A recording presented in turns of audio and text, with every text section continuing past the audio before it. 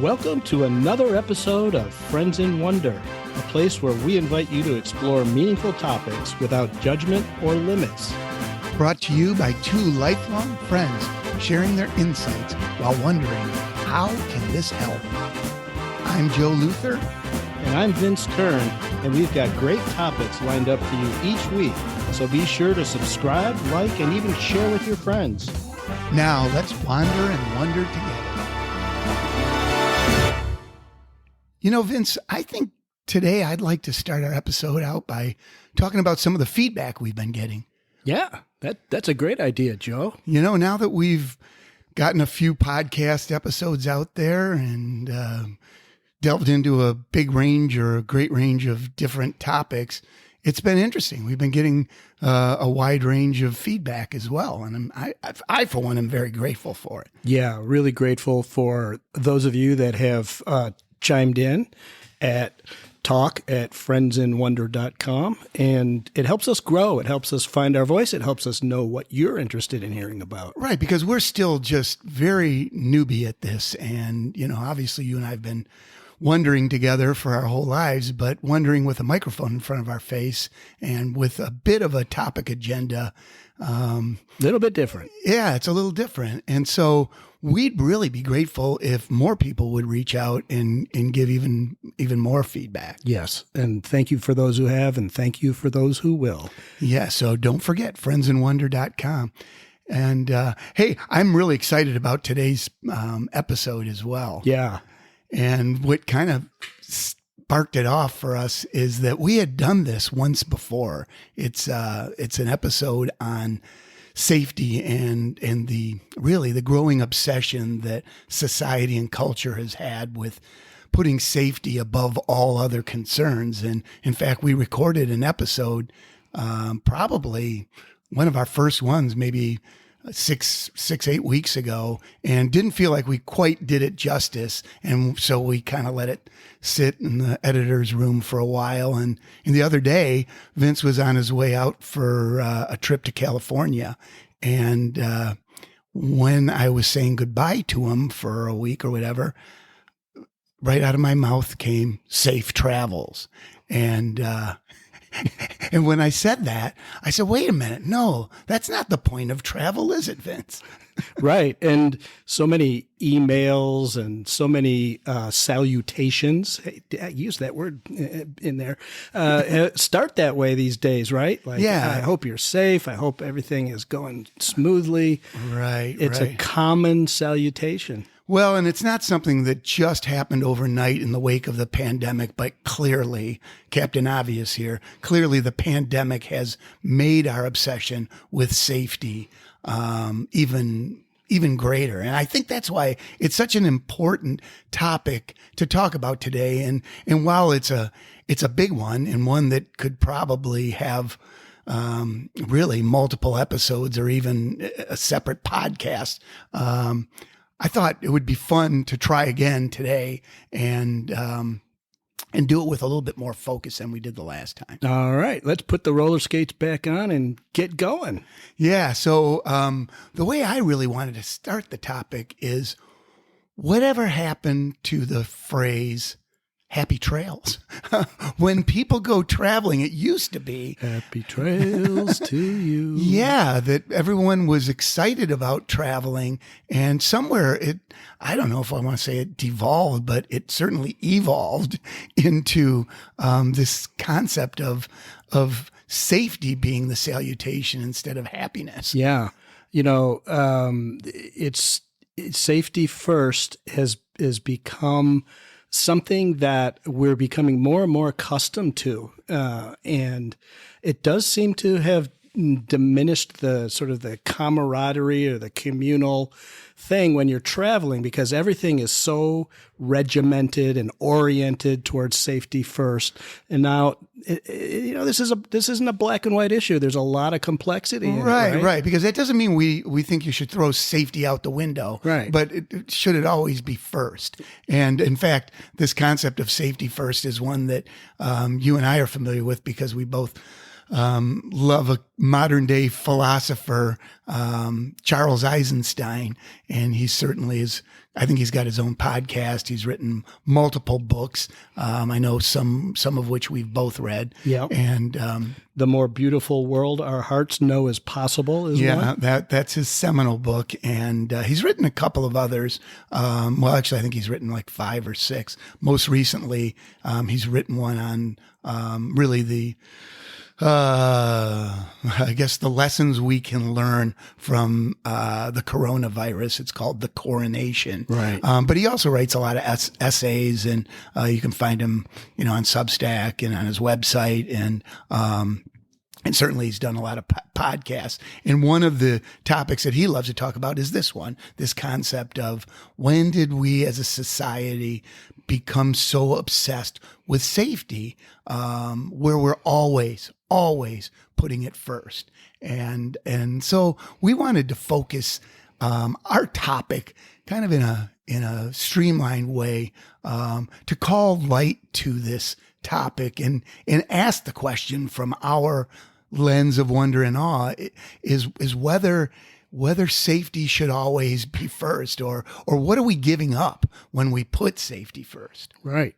It wasn't always that way. It seems like it's been a progressive implementation, I guess. I don't want to say intrusion, because in some cases, safety first is very relevant, right? Oh, you were course. talking about 9/11 earlier, and the need and how we all adapted to those changes after 9/11, and how everyone was willing to do it, right? So the benefits there seem obvious. Right. And I think that whenever you're basically putting safety in the forefront, I think it's safe to say that something has got to give, right?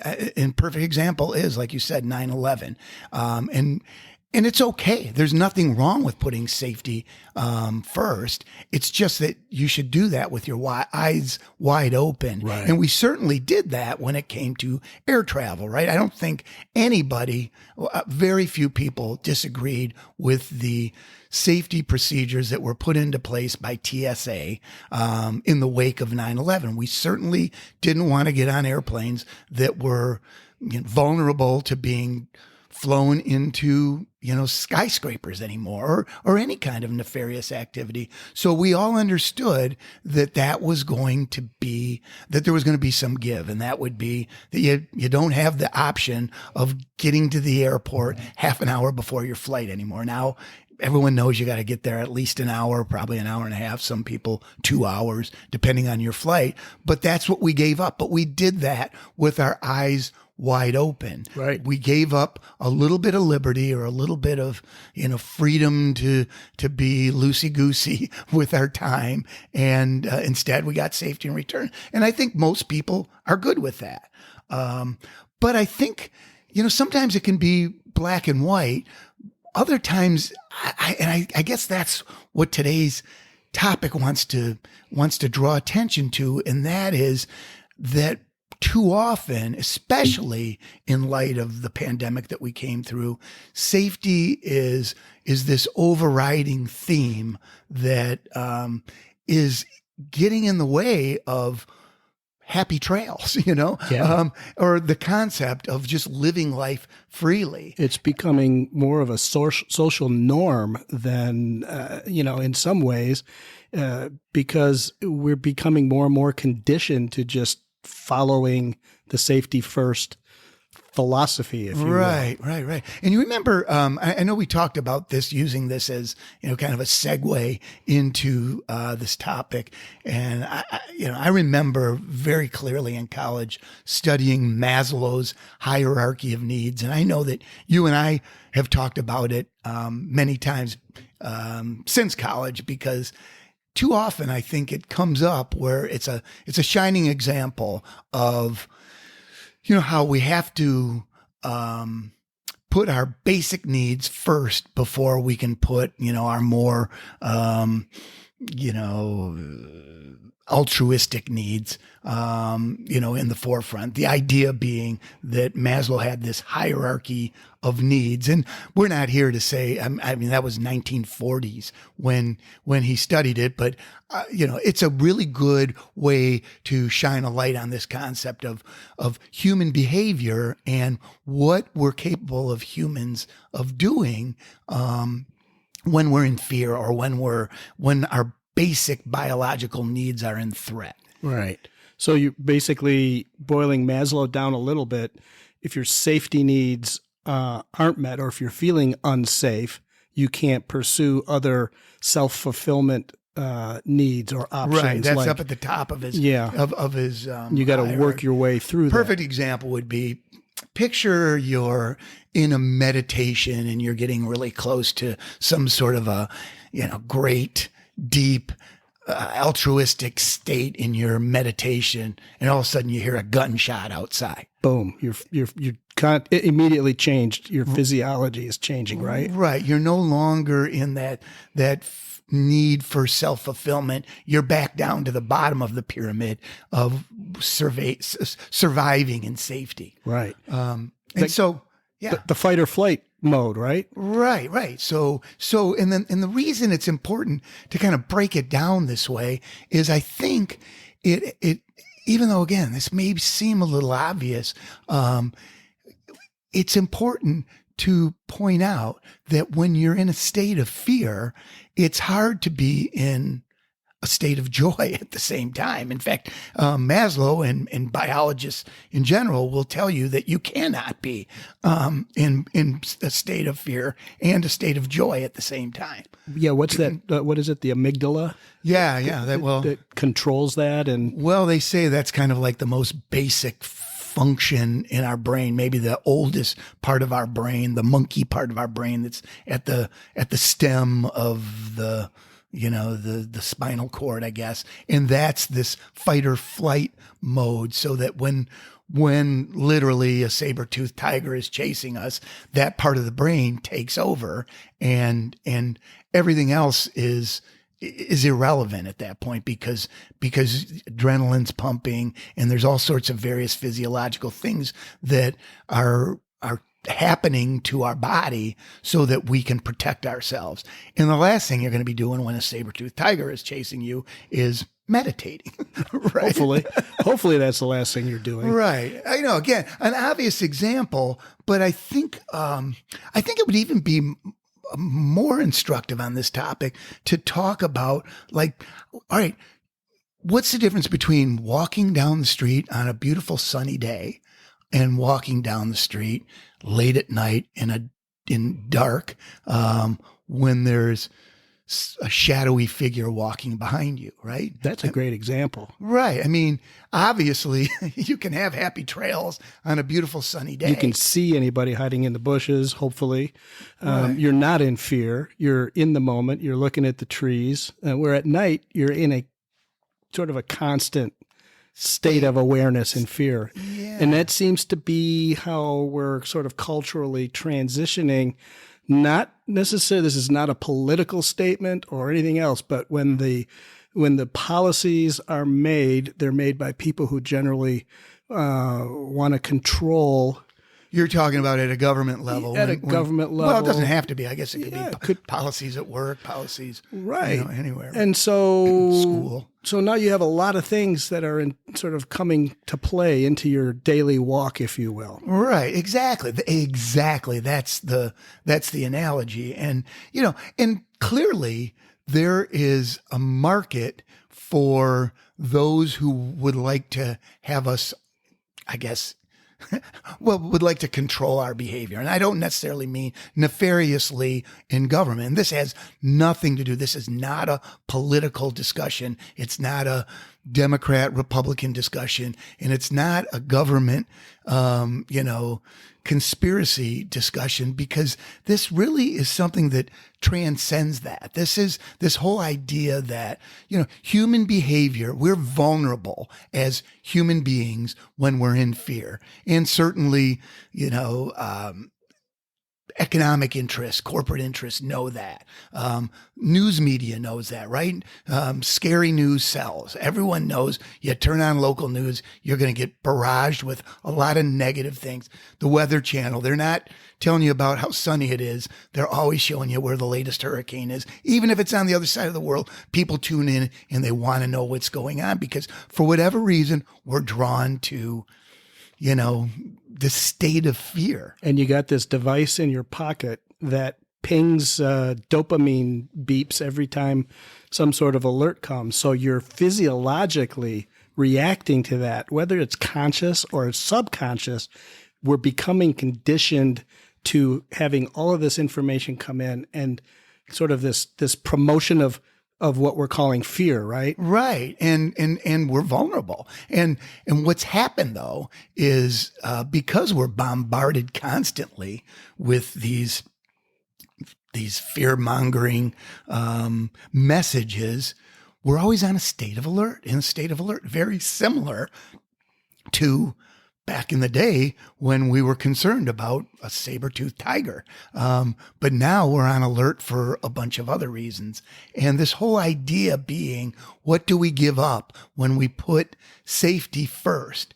And, and another thing that I was reminded by is when Jesus was, I think he was with his disciples, and there were children playing, and they were just giddy and enjoying themselves and having a good time. And I don't know if maybe somebody thought that they were being annoying or whatever, but Jesus's remark was, we all need to be more like the children before we can enter the kingdom of God. Yeah. What do you think he meant by that? Well, I think it's good to bring the big guy into here because the big guy seems to know what he was talking about in a lot of different ways. It's this idea that there is a meaning and a purpose or an intelligence in the universe that is greater than man. So, don't be fearful of being who you are. And children are a perfect example. And to take that from a more of a cultural sort of a time frame perspective, we all live in a time when we were younger and older. And when we were younger, we used to ride our bikes around, 11 years old, riding around the city with other kids being out there sometimes, and nobody was worried about our safety, if you will. Well, yeah, I mean, there may have been some discussion of safety, but it wasn't drilled into our head as the primary, ultimate, thinking point. And you know what? If 11-year-olds were riding around the same neighborhood today without supervision, some people would probably question what the parenting was doing. I'm sure there'd be a lot of raised eyebrows. In my neighborhood, I don't see it. Like I told you, the only time I ever see somebody playing at the baseball field across the street from me is with uniforms on, in an organized situation. No sandlot games anymore. No getting together. Kids aren't out playing unsupervised anymore. Some might say that's good. And I'm not saying it's good or bad. I'm just saying that we need to be conscious of this obsession really with safety always. And when we put safety first, what are we giving up in return? And like you said, Jesus was talking about kind of a universal understanding that, if you're going to enter, quote unquote, the kingdom of God, or this idea of nirvana, or experiencing life the way it should be experienced, you need to be more like the children.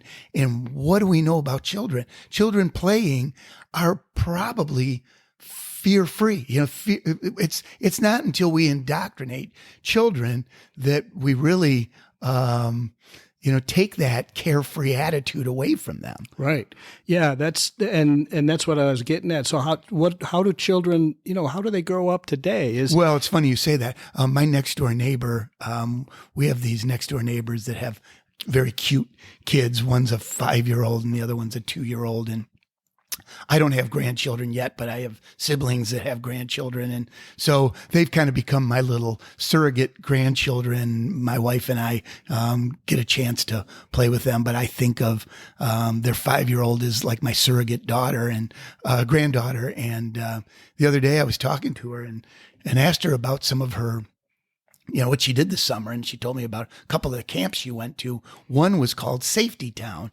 And I kind of remember that when my kids were growing up too. And I said, oh, Safety Town. It was interesting because we had already been talking about this idea of doing an episode Safety on this. Town. Yeah, doing an episode on safety. And I thought, well, here we go. Charles Eisenstein would be interested in this. Yeah.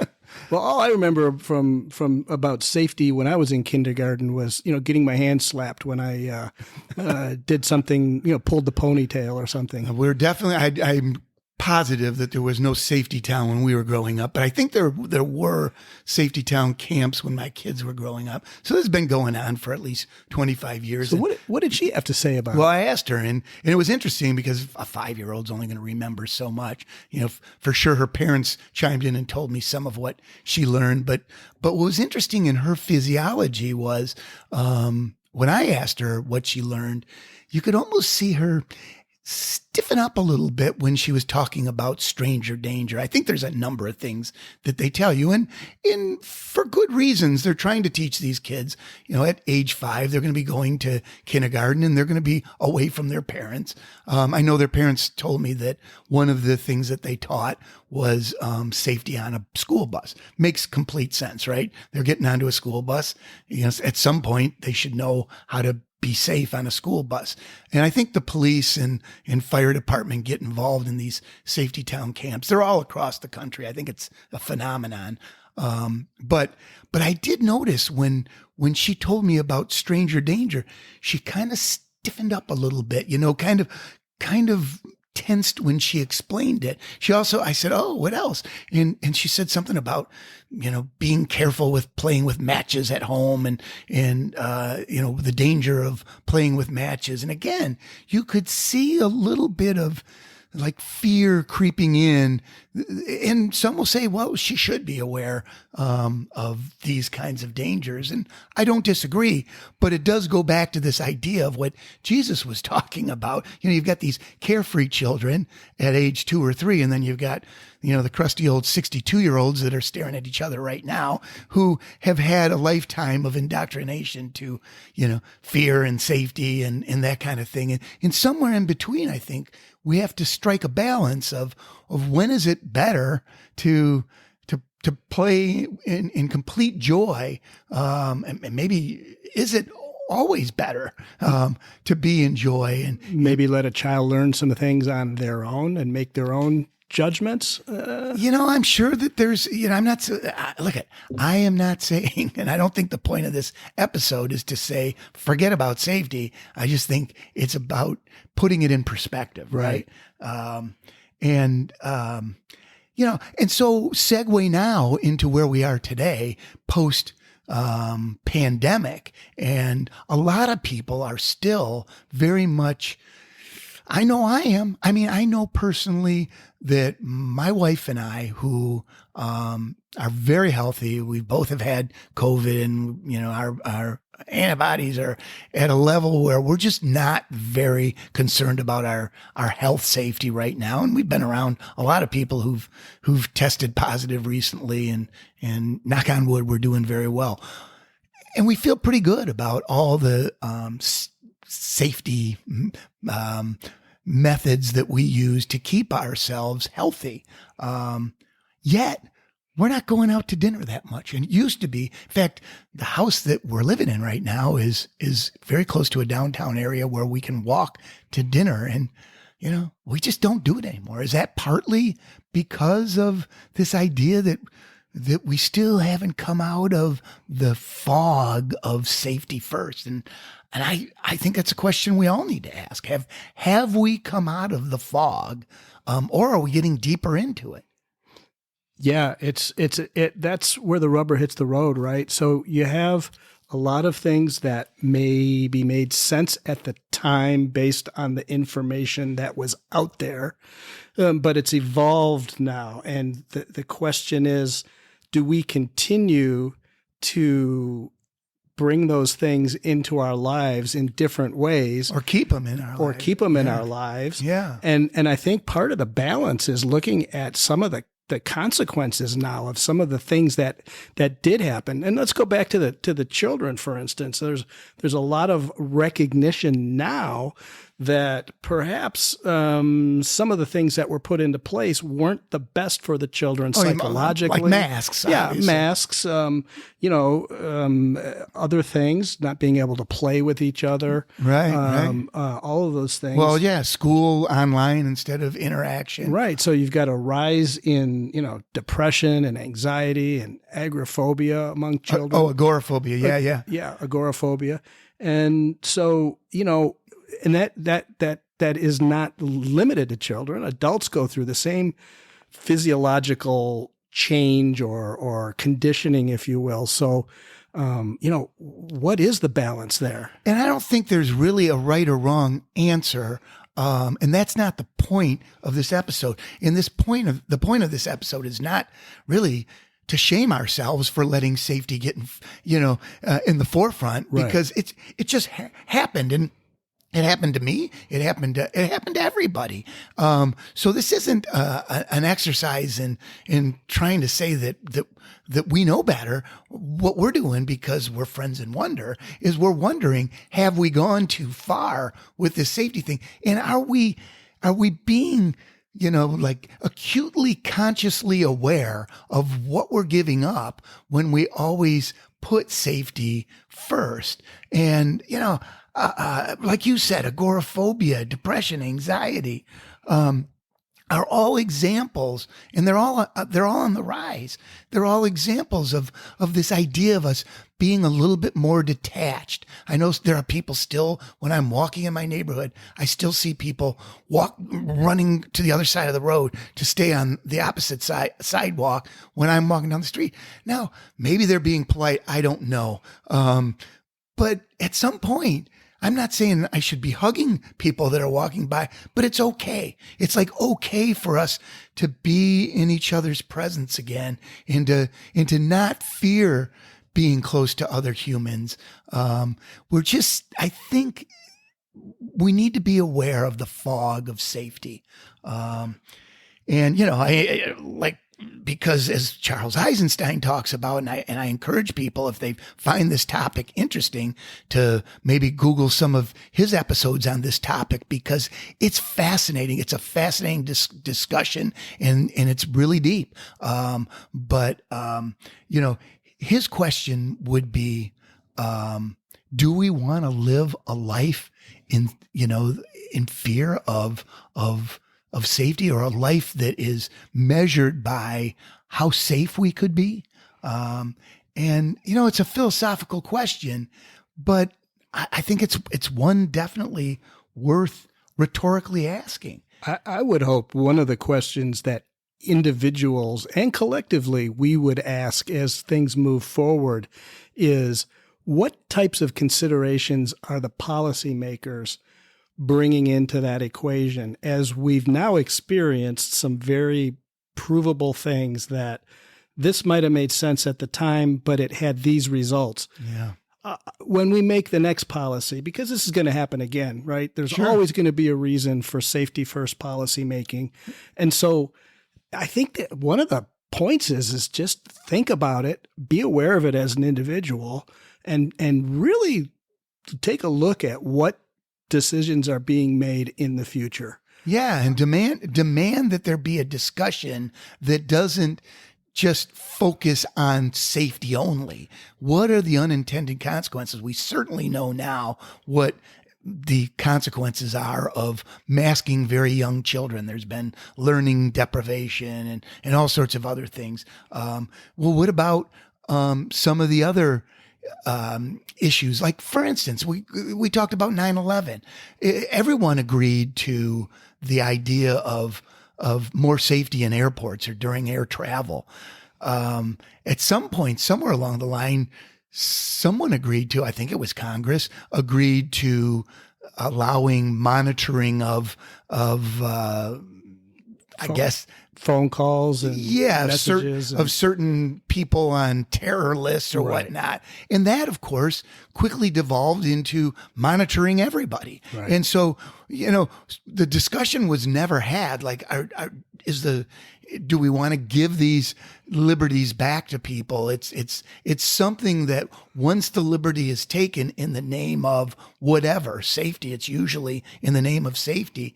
It's very rarely given back. Right. And what do we suffer as a human being or as a culture when we allow safety to be the fundamental good that we're seeking, the driving force. Yeah, the driving force.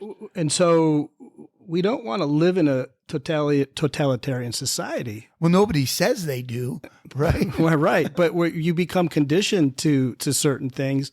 But what are we willing to give up? To satisfy our fears. Well, here's the thing. I don't think that there's ever anything wrong. Just like we didn't mind giving up an hour of our time in air travel to make sure that, we can do proper screening for safety before people get on planes. So we all do that willingly. Maybe people are willing to have, passports or whatever that describe your current health situation. I don't know. You get into a lot of stuff with that question, right? Right. But when we do that, are we having full informed discussion about, it was like our discussion about the digital license plates. On its face, it sounds like something that's all about, convenience and cost saving in the long run and that kind of thing. But underneath all of that, there might be something more going on. And once a power source has that power, are they going to give it back? Right. Google's not going to give you the data that it has on you back or destroy it. If anything, we're always, unwillingly or unwittingly, I should say, not unwillingly, but unwittingly signing more and more user agreements that allow them to do more with our data. But so the question becomes, what's the balance between safety first and a life well lived? Right? Yeah, I mean, it's rhetorical. Yeah. It's rhetorical, but it's one that I think is worth discussing and was worth our time today to just, and again, it's one of those things where I'd love to hear audience feedback on this, because I'm sure there's people out there who are just wired more to be cautious, right? And to want to always put safety first. And that's fine. But there's an awful lot of us who aren't like that, who are more the happy trails people and want to travel for the joy of travel, not with the purpose of being safe, want to travel through life with joy, and maybe less fear. So the rhetorical question, I guess, is, on your deathbed, are you ever going to say, gosh, I wish I would have been more safe? Maybe if you got hit by a truck, you might say that. But, no, it's a rhetorical question. I think the idea is you want to live life with more joy. Right. You want to live life with more joy. And, to find the balances, it's interesting because this sets up another sort of divide, which I don't want to go into this rabbit hole, but there's the divide between people who have a need for safety, and then the people who have maybe a little more flexible level of safety. And unfortunately, what's happened in the last several years is we've been pitted against each other. Yeah. So we get and back, somehow it does become political, which I don't understand. Right. This is not a political issue. Everything ultimately becomes political. This right? is not a political issue.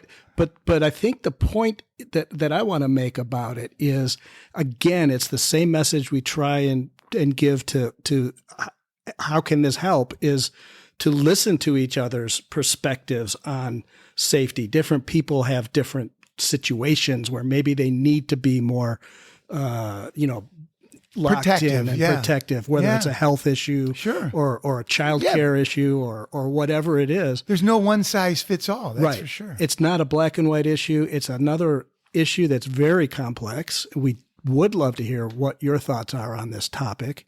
And we think that in the future, we're going to be revisiting some of these themes in terms of where are we going, what's happening. Yeah, so it'd be great to hear, again, we're kind of driving this point home in today's episode.